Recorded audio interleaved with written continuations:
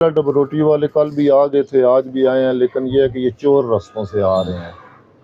यानी कुछ वो वहाँ से निकलते हैं, ये I8 वगैरह से निकल के ये शुक्रपड़ियाँ वाला रोड इस्तेमाल कर रहे हैं, कोई खाने वाली साइड से आते हैं और वो गलियों में से निकल के पूरी रोड से और इस तरह करके ना पहुँचा रहे हैं। क्योंकि डबरोटी एक ऐसी चीज़ है कि उसका वो रुक नहीं सकती, उनको रोकेंगे तो उनका अपना नुकसान होगा, वो मजबूरी में कर रहे हैं। अंडा जो है ये लोकल यहाँ पर फार्म हाउस है, यहाँ से अंडे की सप्लाई हो रही है, बाकी जगहों पर कोई पता नहीं है वहाँ क्या पोजीशन है, क्योंकि यहाँ पर सारे फार्म हाउस हैं अंडों वाले,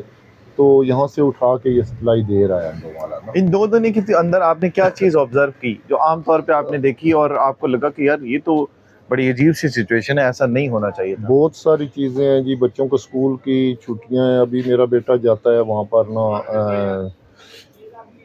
ड्यूटी है उसकी ना, किसी प्राइवेट कंपनी में वो काम कर रहा है। तो कल भी वो गया है, बड़ी मुश्किल से यहाँ से निकला है फार्म हाउस से, वो बर्मा चौक से निकल के